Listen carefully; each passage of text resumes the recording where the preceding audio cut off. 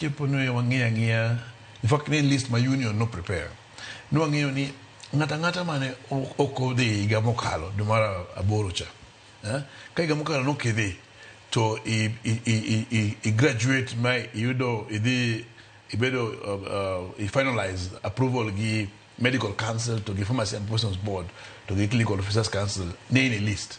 manga jogi nyaka mano tiko higa mokalo dwe mar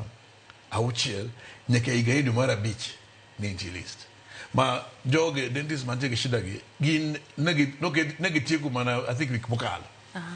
kata mana pharmacist mane okodhegi negi tiko nyocha koro nurango jok